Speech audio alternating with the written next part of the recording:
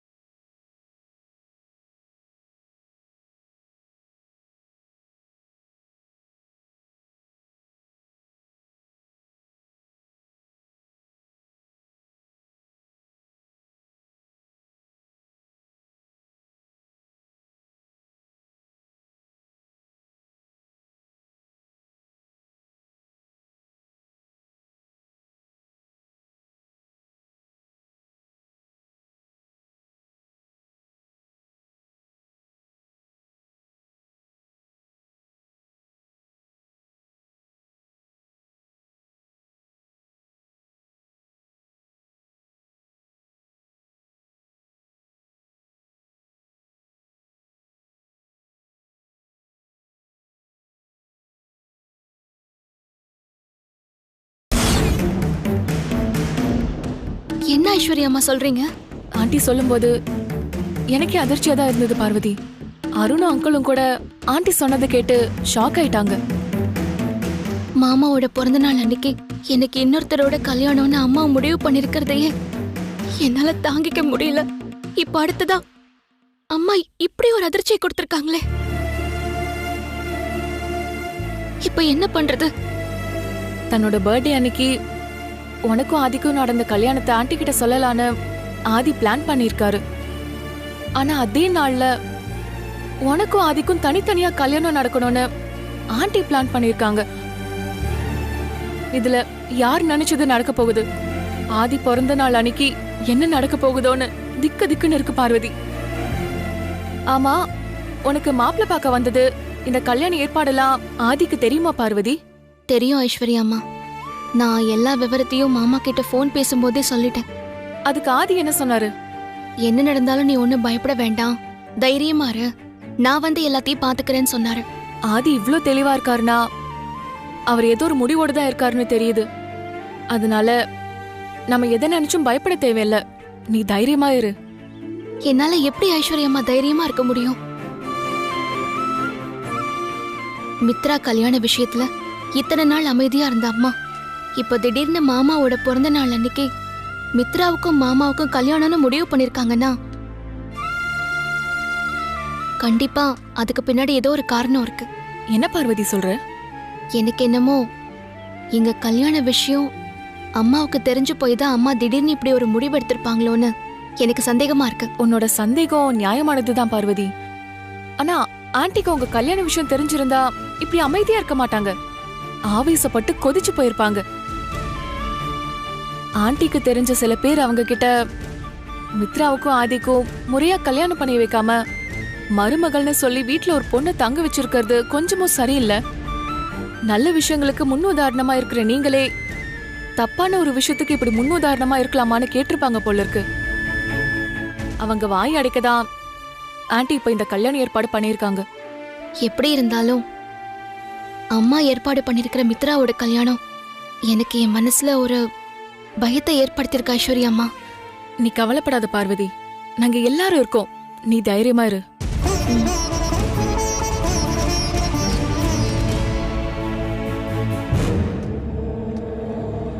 ஆதி மித்ரா கல்யாண விஷயத்துல அகிலா எதுக்கு இப்படி திடீர்னு ஒரு முடிவெடுத்தா? என்ன காரணமா இருக்கும்?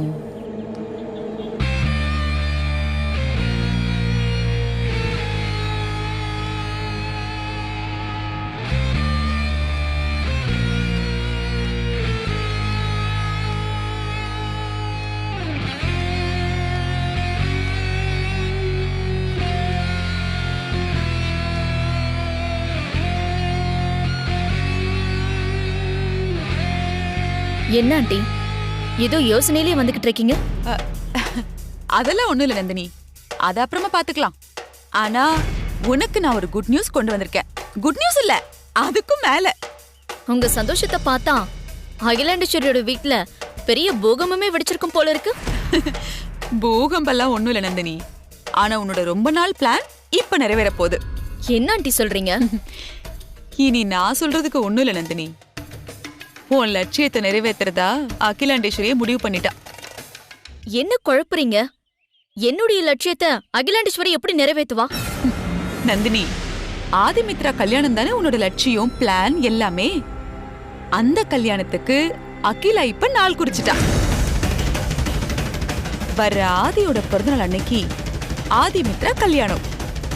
நிஜமா ஆண்டி சொல்றீங்க? அகிலா ஆதிமித்ரா கல்யாணத்தை பத்தி சொன்னப்போ என்னால கூட உன்ன மாதிரி தான் நம்பவே முடியல நந்தினி. ஆனா அகிலா ஆதி பிறந்தநாள் அன்னைக்கு அவன் கல்யாணத்தை முடிச்சிடணும்னு ரொம்பவே உறுதியா இருக்கா. ரொம்ப சந்தோஷம் ஆண்டி.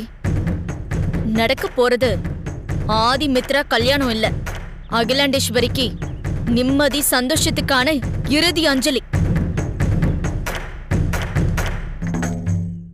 இந்த கல்யாணத்துல அகிலாண்டேஸ்வரி சிரிக்கிறது தான் கடைசி சிரிப்பா இருக்கணும்.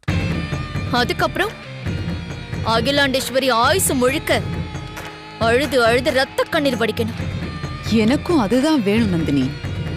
அதுக்காக தானே நான் வருஷ கணக்கா காத்துக்கிட்டு இருக்கேன். ஆனாலும் எனக்கு ஒரு விஷயம்தான் புரியல நந்தினி. குழப்பமாவே இருக்கு. என்ன குழப்பம் ஆண்டி?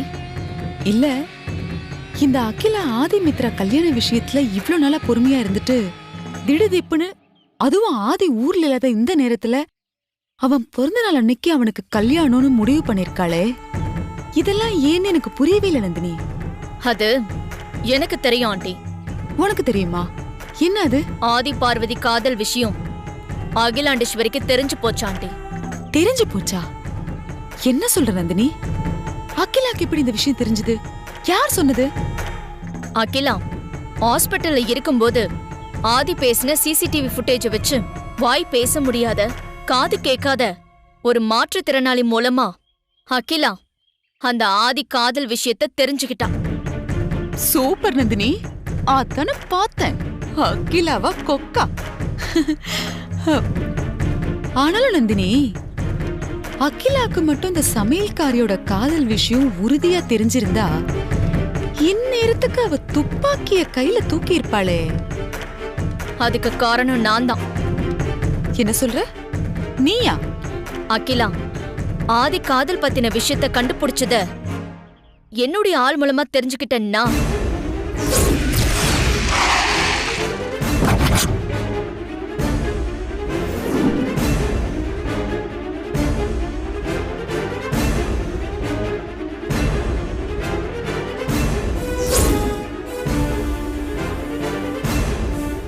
ஓ ஓ, அகிலாவோட அமைதிக்கு இதுதான் காரணமா?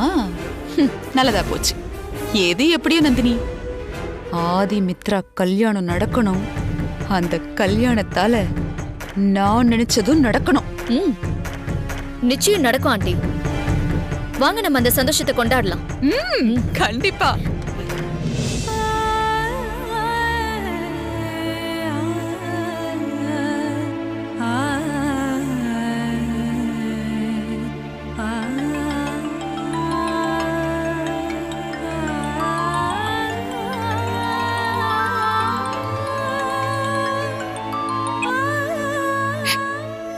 மாமா. பார்வதி, என்னாச்சு? ஏன் குரல் ஒரு மாதிரி இருக்கு? என்ன நடந்தாலும் தைரியமா இருக்கணும்னு நீங்க சொல்லிருக்கீங்க மாமா. நடக்கிறதெல்லாம் பார்க்கும்போது என்னால தைரியமா இருக்க முடியல மாமா. என் கட்டுப்பாட்டையும் மீறி அழுக வருது. என்ன நடந்துச்சுன்னு விவரமே சொல்லாம நீ பாட்டு அழுதுட்டே இருந்தா நான் என்ன நினைக்கிறது? முதல்ல அழுகை நிறுத்து. என்னால முடியல மாமா. எனக்கு மட்டும் ஏன் தான் இப்படி எல்லாம் நடக்குதுன்னு தெரியல. நீ இவ்வளவு நாள் தைரியமா தானே இருந்த, இப்ப என்னாச்சு உனக்கு? என் பார்வதி எப்பவும் தைரியமா இருக்கணும், அப்பதான் எனக்கு பிடிக்கும். முதல்ல அழிய நிறுத்து. அழல மாமா. குட். கண்ணத்தோட கண்ணை தொடச்சியா? தொடச்சிட்டேன். ம். இப்போ விஷயம் என்னன்னு சொல்லு. என்ன நடந்துச்சு? உங்க பிறந்த நாள் அன்னைக்கு எனக்கு கல்யாணம்னு முடிவு பண்ணிருக்கிற அம்மா அதே நாள்ல உங்களுக்கும் மித்ராவுக்கும் கல்யாணம்னு திடீர்னு முடிவு பண்ணிருக்காங்க மாமா.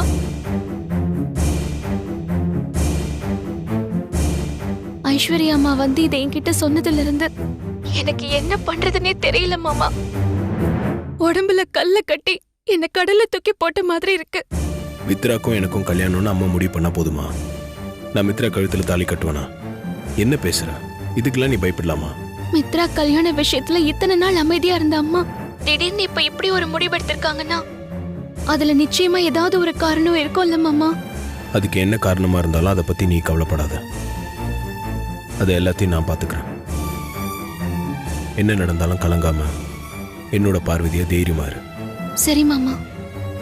உங்க குரலை கேட்கும் போதும் உங்ககிட்ட பேசும்போதும் நான் தைரியமா தான் இருக்கேன். ஆனா அதுக்கப்புறம் அம்மா எடுத்திருக்கிற முடிவை நான் நினைக்கும் போது பயமா இருக்கு மாமா. எனக்கு இங்க எல்லா வேலையும் முடிஞ்சிருச்சு. இனி எப்போ நான் பக்கத்திலே இருப்பேன். நீ எதுக்கும் பயப்படாம தைரியமா இரு. என்ன மாமா சொல்றீங்க? வேலையெல்லாம் முடிஞ்சுதா? அப்ப எப்ப மாமா வருவீங்க? நாளைக்கு ஒரே ஒரு மீட்டிங் இருக்கு. அதுக்கப்புறம் தான் தெரியும் நான் எப்ப கிளம்புறேன். சீக்கிரமா வந்துருங்க மாமா. இத்தனை நாள் இருந்த தைரியம் இப்ப என்கிட்ட இல்ல மாமா. உங்களை நேர்ல பார்த்தாதான் எனக்கு தைரியமே வரும். நீ கவலைப்படாம தைரியமா இரு. நான் சீக்கிரம் வந்துடுறேன். சரிங்க மாமா.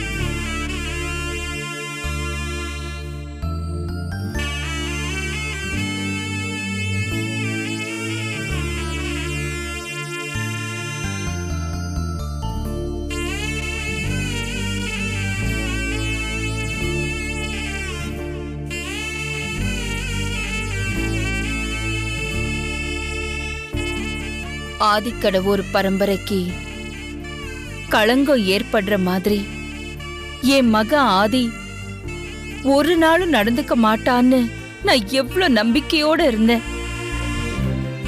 என்னோட நம்பிக்கையெல்லாம் இப்ப வீணா போச்சு. ஆதிக்கும் பார்வதிக்கும் நடுவுல இப்படி ஒரு விஷயம் இருக்குமோன்னு என் மனசுக்குள்ள பல முறை சந்தேகம் வந்து நான் தடுமாறி இருக்கேன். ஆனா அப்போல்லாம் ஆதிக்கடவுர் பரம்பரையில வந்த என் மகன் அப்படி ஒரு காரியத்தை எப்பவுமே செய்ய மாட்டான்னு எனக்கு நானே ஆறுதல் சொல்லி என்ன சமாதானப்படுத்திக்கிட்டேன். இப்போ நான் எதை சொல்லி என்ன சமாதானப்படுத்திக்கிறது? இது உன்னோட திருவிளையாடலா இருந்தாலும் சரி, இல்ல விதியோட விளையாட்டா இருந்தாலும் சரி, என்னால இதை ஏத்துக்க முடியாது. இப்படிதான் நடக்கும்னு விதி இருந்தா என்னோட உயிரை கொடுத்தாவது அந்த விதிய மாத்துவேன்னு நான் ஏற்கனவே சொல்லி இருக்கேன். அதனால ஆதியோட பிறந்த நாள் அன்னைக்கு ஆதிக்கும் மித்ராவுக்கும் கல்யாணம்னு நான் முடிவெடுத்திருக்கேன். ஆதி மித்ரா, பார்வதி ரிஷி கல்யாணம் நான் முடிவு பண்ணபடி நடக்கணும். அதுக்கு நீ எனக்கு துணையா இருக்கணும். ஆதிக்கடவுர் பரம்பரை கௌரவத்துக்கு களங்கம் வராம நீதான் காப்பாத்தணும்.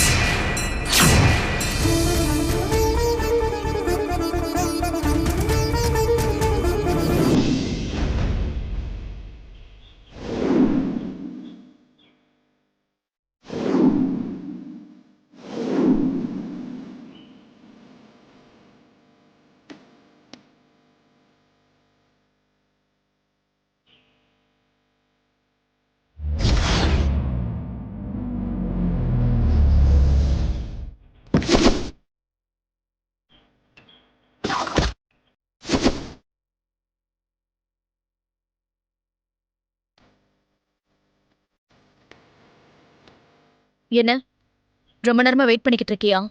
இல்லை மேடம், இப்போதான் வந்தேன். ஆனா நான் ரொம்ப நாளா வெயிட் பண்ணிக்கிட்டு இருக்கேன். என்ன மேடம் சொல்கிறீங்க? கல்யாணம் ஆயிடுச்சா இல்லையாங்கிற உண்மை பார்வதி வாயில இருந்து வரணும். அதுக்காக தான் நான் ரொம்ப நாளா வெயிட் பண்ணிக்கிட்டு இருக்கேன்.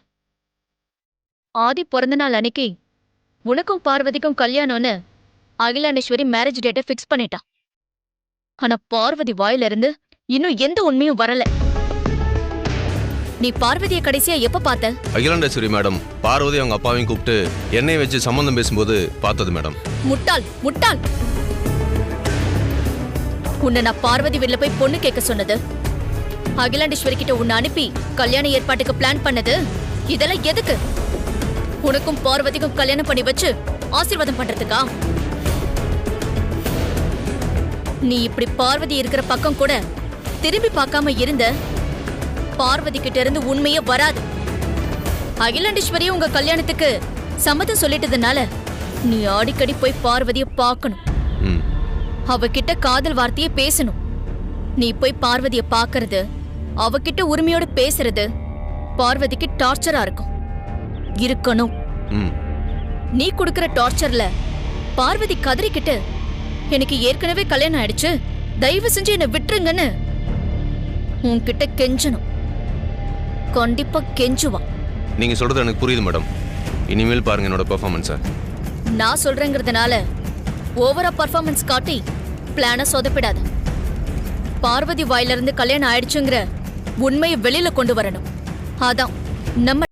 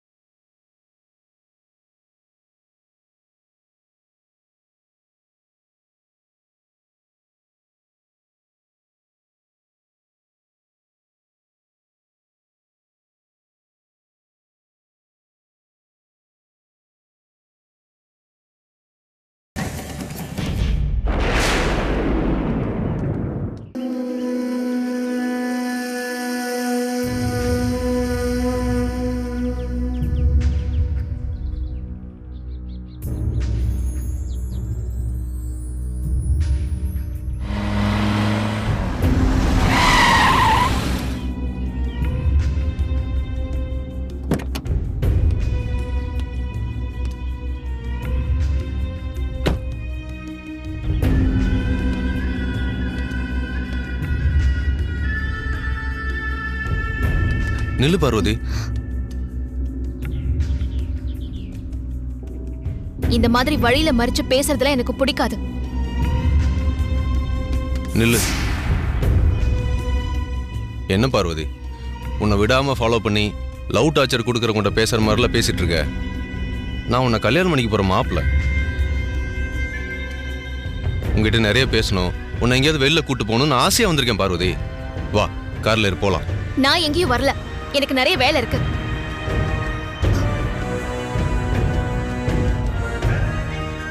ஆதி சாரோட பர்த்டே அன்னைக்கு நம்ம ஹஸ்பண்ட் அண்ட் ஒய்ஃப் ஆக போறோம்.